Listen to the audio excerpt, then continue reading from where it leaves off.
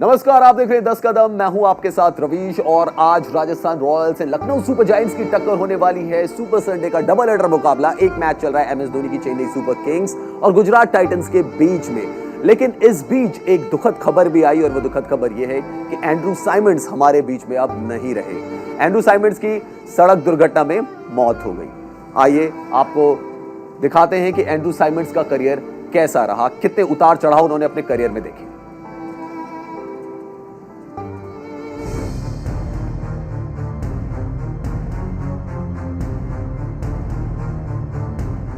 नहीं रहे Symonds. Cricketer थे महान, हादसे ने ली जान। परिवार में शोक, क्रिकेट जगत शॉक। ऑस्ट्रेलिया की पूर्व दिग्गज क्रिकेटर एंड्रू साइमंड्स ने दुनिया को अलविदा कह दिया।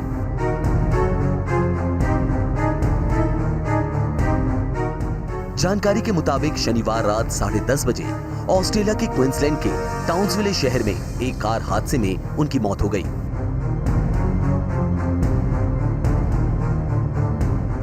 क्वींसलैंड पुलिस की माने तो शहर के हरवे रेंज पे हादसा हुआ। शुरुआती जांच में सामने आया कि साइमंड्स की कार काफी स्पीड से चल रही थी, जिसके चलते वो पलट गई। हादसे के बाद साइमंड्स को बचाने की कोशिश की गई, लेकिन सभी प्रयास असफल रहे और साइमंड्स ने जान गंवा दी। वो अगले महीने 9 जून को 47 साल के होने वाले थे। साइमंड्स एक जिंदा दिल इंसान थे। उनके करियर की बातें करें तो साइमंड्स ने 26 टेस्ट, 198 वनडे और 14 टी20 मुकाबले खेले। इसके अलावा उन्होंने 39 आईपीएल मैचों में भी शिरकत की। टेस्ट में साइमंड्स ने 1462 रन बनाए और 24 विकेट लिए। वनडे में साइमंड्स के नाम 5088 रन और 133 विकेट दर्ज हैं। टी20 में साइमंड्स ने 337 रन बनाए और 8 विकेट लिए। वहीं आईपीएल में साइमंड्स ने 974 रन बनाए और 20 विकेट उनके नाम रहे। साइमंड्स ने 1998 में पाकिस्तान के खिलाफ अपना वनडे डेब्यू किया, जबकि उन्हें पहली बार टेस्ट खेलने का मौका 2004 में मिला। हालांकि शुरुआत में उन्हें कोई सफलता नहीं मिली और 2 टेस्ट के बाद वो टीम से बाहर हो गए। उनका टी20 इंटरनेशनल डेब्यू 2005 में न्यूजीलैंड के खिलाफ हुआ। वो 2003 और 2007 वर्ल्ड कप जीतने वाली ऑस्ट्रेलियाई टीम का हिस्सा भी रहे। उन्होंने फरवरी 2012 में अंतर्राष्ट्रीय क्रिकेट से संन्यास ले लिया था।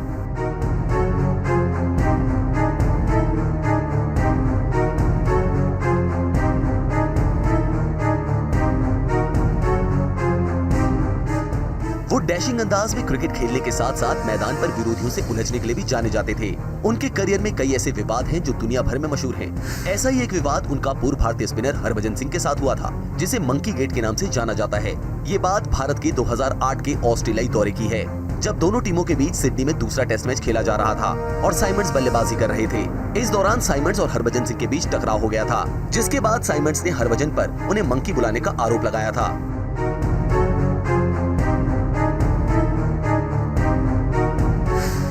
साइमंड्स ने इसके अलावा 2009 में शराब के नशे में जमकर बवाल किया था और उन्हें ऑस्ट्रेलियाई टीम से बाहर कर दिया गया था।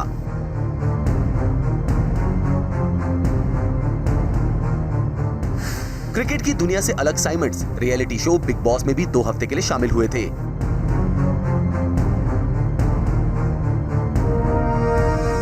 साइमंड्स के निधन से दुनिया भर के पूर्व और मौजूदा क्रिकेटर काफी दुखी हैं। ऑस्ट्रेलिया के पूर्व विकेटकीपर एडम गिलक्रिस्ट, इंग्लैंड के पूर्व कप्तान माइकल वॉन, पूर्व पाकिस्तानी गेंदबाज शोएब अख्तर और हरभजन सिंह ने साइमंड्स के निधन पर दुख जताया है।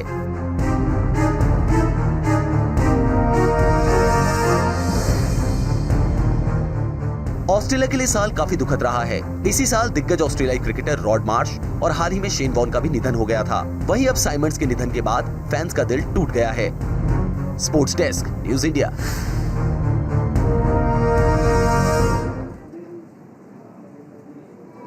तो क्रिकेट वर्ल्ड को एक बहुत ही दुखद खबर का सामना करना पड़ा। एंड्रू साइमंड्स हमारे बीच नहीं रहे। रोड एक्सीडेंट में उनकी मौत हो गई। बबीता जी हमारे साथ हैं। बबीता, कैसे आप इनके करियर को देखते हैं, एंड्रू साइमंड्स के? और 47 के होने वाले थे अभी। शेन वॉन को अभी क्रिकेट जगत ने खोया है और अब एक और बुरी खबर।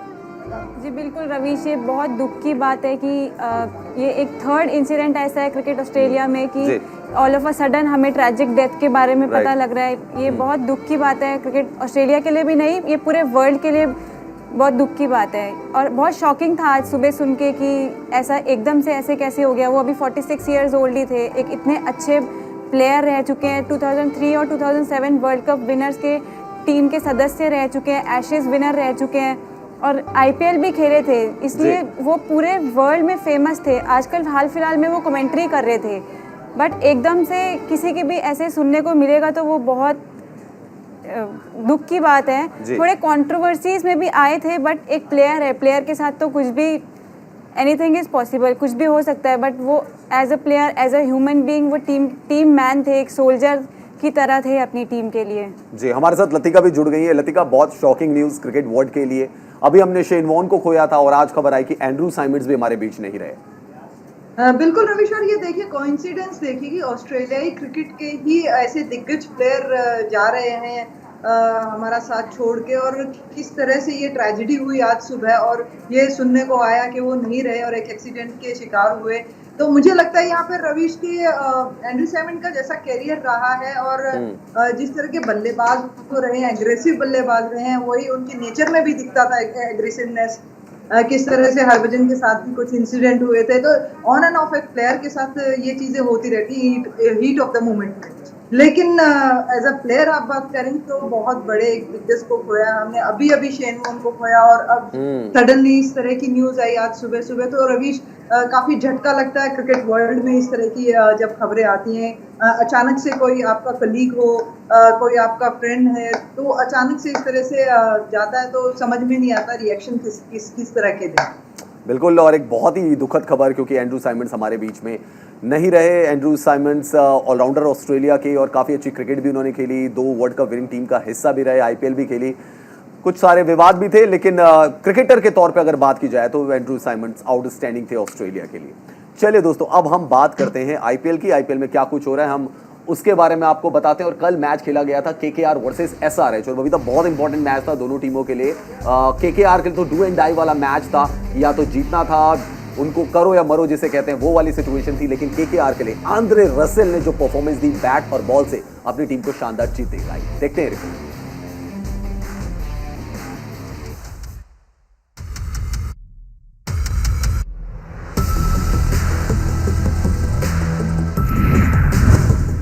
छाए कोलकाता के जाबाज, मुसीबत में हैदराबाद, रसल का हरफन मौला, सब हुए फेल। श्रेयस को चैन, केन को पेन। ताकत ऐसी कि सबके होश उड़ जाएं और नजाकत ऐसी कि सब देखते रह जाएं। जी हां, हम बात कर रहे हैं आंद्रे रसेल की, जिनका हैदराबाद के खिलाफ ऐसा कहर बरपा कि कोलकाता को न केवल जीत मिली बल्कि उसके प्लेऑफ में पहुंचने के चांस 20% और बढ़ गए। रसेल के बल्ले और गेंद के साथ हरफन मौला खेल के आगे सब फेल रहे। इस जीत से जहां केकेआर के कप्तान श्रेयस अय्यर को चैन आया, वहीं एसआरएच के कप्तान केन विलियमसन की मुसीबत बढ़ गई। कोलकाता ने पहले बल्लेबाजी करते हुए 20 ओवर में 6 विकेट पर 177 रन का स्कोर बनाया। जवाब में हैदराबाद की टीम 20 ओवर में 8 विकेट खोकर 128 रन ही बना सकी और केकेआर ने सनराइजर्स हैदराबाद को 54 रनों के बड़े अंतर से हरा दिया। कोलकाता ने पहले बल्लेबाजी करते हुए थोड़ी धीमी लेकिन अच्छी शुरुआत की। बतौर सलामी बल्लेबाज क्रीज पर उतरे वेंकटेश अय्यर बेशक जल्दी आउट हो गए, लेकिन अनुभवी अजिंक्य रहाणे ने इनफॉर्म बल्लेबाज नीतीश राणा के साथ मिलकर दूसरे विकेट के लिए अच्छी साझेदारी की। लेकिन फिर एक के बाद एक दोनों बल्लेबाज आउट हो गए। इस बीच श्रेयस ने सैम बिलिंग्स के साथ पारी को आगे बढ़ाया। हालांकि कुछ शानदार शॉट्स खेलने के बाद श्रेयस ने अपना विकेट खो दिया, पर बिलिंग्स एक छोर पर टिके रहे और स्कोरबोर्ड को आगे बढ़ाते रहे। इस बीच रसेल मैदान पर आए।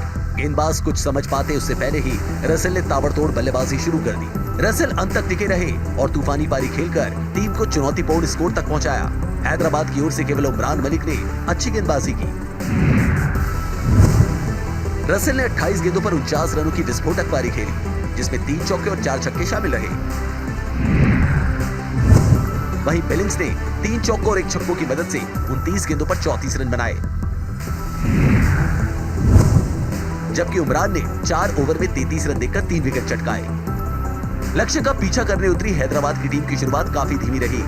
पहले 5 ओवर में वो 6 के रन रेट से भी रन नहीं बना पाए और फिर 6ठे ओवर में गेंदबाजी करने आए रसेल। बल्लेबाजी में जलवा दिखाने के बाद रसेल ने गेंद से आग उगली। उन्होंने अपने पहले ही ओवर में विरोधी कप्तान केन विलियमसन को बोल्ड कर दिया। इसके बाद 9वें ओवर में टिम साउदी ने हैदराबाद के इनफॉर्म बल्लेबाज राहुल त्रिपाठी को भी आउट कर दिया, जिससे हैदराबाद काफी दबाव में आ गई। अभिषेक ने हालांकि 43 रनों की तूफानी पारी खेलकर एक प्रयास जरूर किया, लेकिन ये जीत के लिए काफी नहीं था। इसके अलावा मार्करम ने भी प्रयास किया, लेकिन वो भी कामयाब नहीं हो सके। अभिषेक शर्मा ने 28 गेंदों पर 43 रन की पारी खेली, जिसमें 4 चौके और 2 छक्के शामिल रहे, जबकि मार्करम ने 3 छक्कों की बदौलत 25 गेंदों पर 32 रन बनाए। वहीं रसेल ने 4 ओवर में 22 रन देकर 3 और साउदी ने 4 ओवर में 23 रन देकर 2 विकेट लिए। कोलकाता को इस जीत का सबसे बड़ा फायदा नेट रन रेट में हुआ। -0.057 से अब केकेआर का रन रेट +0.160 हो गया है। प्लेऑफ में आने वाले दिनों में रन रेट का महत्व बढ़ने वाला है। ऐसे में कोलकाता की ये जीत उन्हें आईपीएल के अगले पड़ाव में पहुंचने में मदद कर सकती है। पॉइंट्स टेबल में कोलकाता फिलहाल 6ठे पायदान पर है। Sports desk, news India. तो केकेआर के लिए मैच बहुत ही ज्यादा इंपॉर्टेंट था, उनको जीत चाहिए थी और उनको जीत मिल गई। लेकिन बबीता, तारीफ करनी पड़ेगी आंद्रे रसेल की, जो पहले बल्ले से बरसे और उसके बाद गेंदबाजी में भी कमाल दिखाया। जी बिल्कुल, मैं भी यही कहूँगी कि कल का मैच केकेआर वर्सेस एसआरएच नहीं लग रहा था, but Andre Russell versus SRH लग रहा था। जो उन्होंने जिस टाइम पहले पावर प्ले का केकेआर ने बहुत अच्छा यूज़ किया, बट जब उमरान मलिक बॉलिंग के लिए आए तो उन्होंने 3 विकेट्स निकाल के स्लो डाउन कर दिया था। विकेट भी स्लो था, उनके बैट्समैन को थोड़ा प्रॉब्लम हो रहा था, बट जब आंद्रे रसेल बैटिंग पे आए तो उन्होंने इतनी समझदारी से बैटिंग करी। उन्होंने देखा कि मेरे पीछे कोई बैट्समैन नहीं है, तो मुझे टीम को संभालना भी है और रन भी बनाने हैं टीम के लिए। तो उन्होंने थोड़ा सा विकेट पे स्टे किया, सैम बिलिंग्स को साथ दिया, दोनों ने एक दूसरे को साथ दे के थोड़े रन्स एक्सेलरेट करे। बट एक 17th ओवर स्टार्ट होने के बाद उन्होंने अपना हिटिंग करना स्टार्ट किया। जब टीम को ज़रूरत थी और जब रन बनाने की बारी आई तो उन्होंने अपनी शॉट्स लगा के रन टीम को ऐसे स्कोर पे लाके खड़ा कर दिया कि वो उस विकेट के लिए वो स्कोर बिल्कुल सही साबित हुआ। विनिंग टोटल कह सकते हैं कि उसको साबित हो गया। लतिका भी हमारे साथ जुड़ी हुई। लतिका, ठीक है केकेआर ने कल मैच जीता, लेकिन सनराइजर्स हैदराबाद को क्या हो गया? ये टीम जिसने 5 मैच लगातार जीते थे, ऐसे डिरेल हो गई है, समझ में ही नहीं आ रहा कि ये टीम मैच जीत भी सकती है या नहीं भी। बल्लेबाजी तो बिल्कुल खत्म नजर आ रही है। देखिए यार रवीश, ये डिसीजन लेना होगा केन विलियमसन को कि किस तरीके की बल्लेबाजी उन्हें करनी है। वो तो खुद ही इतनी स्लो बल्लेबाजी कर रहे हैं लतिका, लेकिन उनकी बल्लेबाजी में तो खुद सवाल उठ रहा है। लोग विराट और रोहित शर्मा की बात कर रहे हैं, केन विलियमसन का बल्ले में खुद जंग लग गया है। बिल्कुल, और यही चीज है, अगर आपकी इस तरह की फॉर्म है, आप किसी ना किसी तरह से अपनी टीम को इफेक्ट कर रहे हैं वहां रन ना बनाकर, तो आपको या तो अपने ऑर्डर में चेंज कर देना चाहिए कि आप नीचे आइए। मयंक अग्रवाल ने जैसे किया, पहले उन्होंने ट्राई किया ओपनिंग के लिए, वो चले नहीं, उन्होंने मिडिल ऑर्डर में आना स्टार्ट किया, तो कहीं ना कहीं सिचुएशन अंडर कंट्रोल हो गई उनके लिए, पंजाब के लिए, कि वो अच्छी स्टार्ट दे रहे हैं।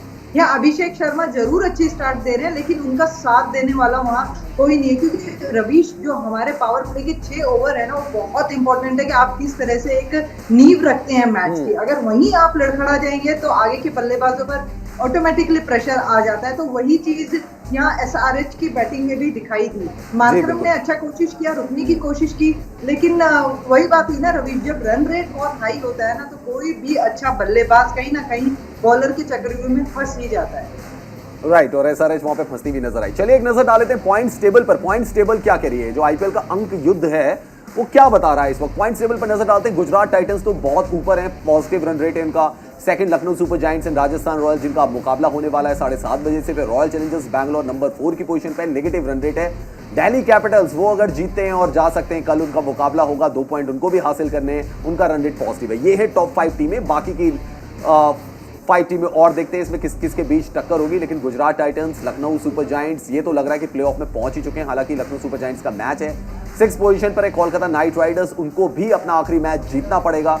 पंजाब किंग्स को अगर वो अपने आखिरी दोनों मैच जीत लेती है, पॉजिटिव रन रेट है उनका, वो भी प्लेऑफ के लिए अपना चैलेंज दे सकते हैं। सनराइजर्स हैदराबाद के लिए बहुत मुश्किल होने वाला है अब यहां से काम। उनको दूसरी टीमों के परमुटेशन कॉम्बिनेशंस पर डिपेंड करना पड़ेगा। Chennai and Mumbai Indians almost out.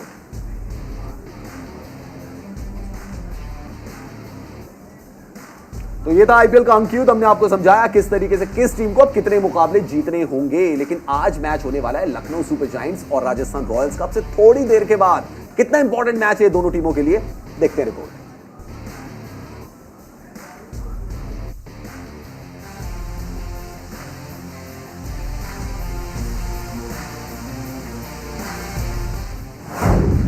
Lucknow से भिड़ेंगे राजस्थान के रॉयल्स। प्लेऑफ का सवाल, मचेगा बवाल। बल्लेबाज बनेंगे ढाल, किसकी कामयाब होगी चाल। आईपीएल का 63वां मुकाबला नंबर 2 की टीम और नंबर 3 की टीम के बीच होने वाला है। लखनऊ के रणबांकुरे राजस्थान के रॉयल से भिड़ेंगे। दोनों टीमों ने पूरे सीजन बेहतरीन प्रदर्शन किया है, लेकिन अब खिताबी मुकाबले की जंग अपने अंतिम पड़ाव पर है। लखनऊ के लिए मुकाबला अहम होने वाला है। अगर लखनऊ ये मुकाबला जीती है तो उसे फाइनल में पहुंचने का एक और चांस मिलेगा, लेकिन राजस्थान के सामने इतना आसान नहीं होने वाला। पिछले मैच में मिली गुजरात टाइटन से हार और कोच गौतम गंभीर की नाराजगी टीम भूलेगी नहीं। लखनऊ के खेमे में विस्फोटक बल्लेबाजों की फौज है जो किसी भी वक्त गियर बदलकर मैच जिताने का मादा रखते हैं। केएल राहुल ने 140 की स्ट्राइक रेट से 459 रन बनाए हैं। राहुल इस सीजन के दूसरे हाईएस्ट स्कोरर हैं। वहीं मिडिल ऑर्डर में दीपक हुड्डा और डिकॉक जैसे विस्फोटक बल्लेबाज उनका बखूबी साथ दे रहे हैं, जबकि कुणाल पांड्या और जेसन होल्डर जैसे बेहतरीन ऑलराउंडर राहुल के साथ कदमताल करते दिखाई दे रहे हैं। दूसरी ओर राजस्थान पिछली हार से उबरकर लखनऊ को पटकनी देने के इरादे से मैदान पर उतरेगी। राजस्थान के रणबांकुरे लखनऊ की उम्मीदों पर पानी फेर सकते हैं। राजस्थान पॉइंट्स टेबल पर तीसरे पायदान पर है। टीम एन मौके पर एक्सपेरिमेंट करने में लगी है। बेवजह की रणनीति का खामियाजा टीम को मैच हार कर चुकाना पड़ रहा है, लिहाजा टीम को खास मौकों पर प्रदर्शन में निरंतरता बनाए रखनी होगी। रॉयल्स की नजरें विस्फोटक बल्लेबाज जॉस बटलर पर टिकी होगी। जॉश इस सीजन में शानदार फॉर्म में चल रहे हैं। बटलर ने इस सीजन 12 मैच में 149 की स्ट्राइक रेट से सबसे ज्यादा 625 रन बनाए हैं। जॉश की बल्लेबाजी लखनऊ के लिए मुश्किलें खड़ी कर सकती है। वहीं कप्तान संजू सैमसन कुछ एक मुकाबले को छोड़कर उम्मीदों के मुताबिक वो लय नहीं पकड़ पा रहे हैं जिसके लिए वो जाने जाते हैं। संजू ने 12 मैच में 155.71 के स्ट्राइक रेट से 327 रन बनाए हैं। दोनों टीमों के लिए ये मुकाबला अहम होने वाला है। अगर ये मुकाबला लखनऊ जीतती है तो प्लेऑफ में पहुंचने का टिकट पक्का हो जाएगा। वहीं राजस्थान को लखनऊ के सामने बड़ी चुनौती पेश करने की जरूरत है। Sports desk, news India.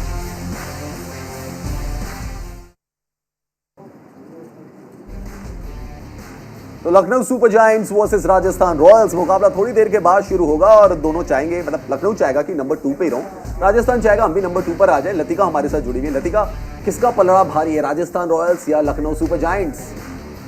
मुझे यहाँ पर अभी जो सिचुएशन है ना यहाँ पर रवीश, मुझे लगता है कि लखनऊ सुपर और राजस्थान दोनों ही आखिरी मैच हार के आई हैं और जिस तरह से अभी फेज में आ गया है आईपीएल, तो यहाँ पर मुझे आरआर का जरा पलड़ा भारी नजर आ रहा है, क्योंकि बटलर ने लास्ट टाइम रन नहीं बनाए हैं, तो मुझे लगता है कि इस मैच में वो रन बनाने की जरूर कोशिश करेंगे, क्योंकि फॉर्म में है, इन फॉर्म बल्लेबाज हैं, तो ज्यादा दिन तक शांत नहीं रहेंगे। और यशस्वी जायसवाल अच्छा वहां पर कर रहे हैं। अश्विन को आप देखिए, कहीं पे भी वो कहते हैं ना कि आलू कहीं पे भी फिट हो जाता है, तो अश्विन आजकल इस तरह की बल्लेबाजी कर रहे हैं कि टॉप ऑर्डर भेजिए, मिडिल ऑर्डर भेजिए या आप उनको एज अ फिनिशर भेजिए, तो हर जगह वो काम कर रहे हैं, अपनी बल्लेबाजी कर रहे हैं और गेंदबाजी भी कर रहे हैं। तो इसीलिए मैं कहूंगी कि राजस्थान का जो पलड़ा भारी है, युजवेंद्र चहल भी वहाँ कॉम्बिनेशन अच्छा दिख रहा है मुझे राजस्थान का अभी हाल फिलहाल।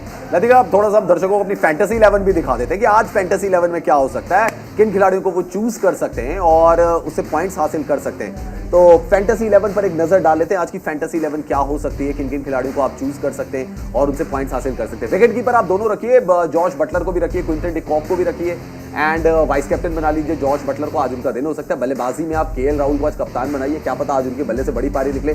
शिमरन हेटमायर आ गए तो फिनिशर की कमी जो थी राजस्थान रॉयल्स को, उसकी पूरी कर लेंगे। Kunal Pandya, Jason Holder, Marcus Stoinis, तीनों ऑलराउंडर्स को रखिए। लखनऊ सुपर जायंट्स को ताकत देते हैं तीनों ऑलराउंडर्स। गेंदबाज क्या रख सकते हैं, यूजी चहल, आवेश खान, प्रसिद्ध कृष्णा, ये आपका बॉलिंग लाइनअप हो सकता है। ये खिलाड़ी आज आपको पॉइंट्स दे सकते हैं। तो हमने आपको फैंटेसी 11 बता दी। जॉर्ज बटलर, क्विंटन डिकॉक को रखिए विकेट कीपर के तौर पर।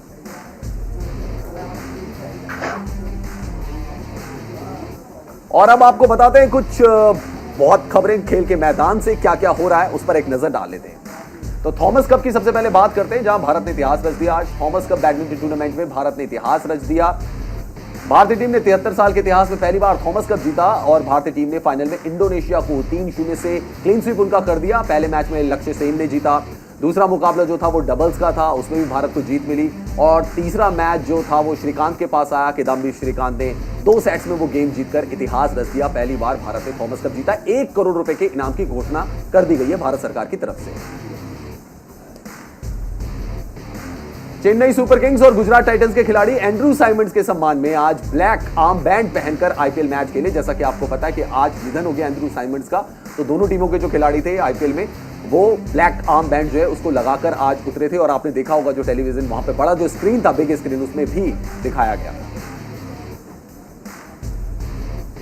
आज लखनऊ सुपर जायंट्स से राजस्थान रॉयल्स कौन जीत रहा है, बस ये बता दीजिए आप किसकी तरफ आज हो? मुझे लगता है कि आज बहुत रोमांचक मैच होने वाला है, क्योंकि हाँ। दो लखनऊ का और राजस्थान दोनों ऐसी टीमें हैं कि दोनों को मैच जीतना जरूरी है, क्योंकि अगर लखनऊ जीतेगी तो वो सेकंड पोजीशन पे रहेगी और राजस्थान आप किसकी तरफ हो मुझे बताइए, आपका दिल क्या कह रहा है? लखनऊ की तरफ। अच्छा, लखनऊ की तरफ है, लतिका जी थी राजस्थान रॉयल्स की तरफ। और उधर चेन्नई सुपर किंग्स और जीटी का भी मैच चल रहा है। 22 गेंदों पे 16 रन की दरकार है। लगता है जीटी इस मुकाबले को जीत ही जाएगी। फिलहाल 10 का दम में इतना ही। हमारे साथ लतिका जुड़ी थी, हमारे साथ बबीता थी। आप दोनों का बहुत बहुत शुक्रिया। 10 का दम में इतना ही। आप देखते रहिए न्यूज इंडिया।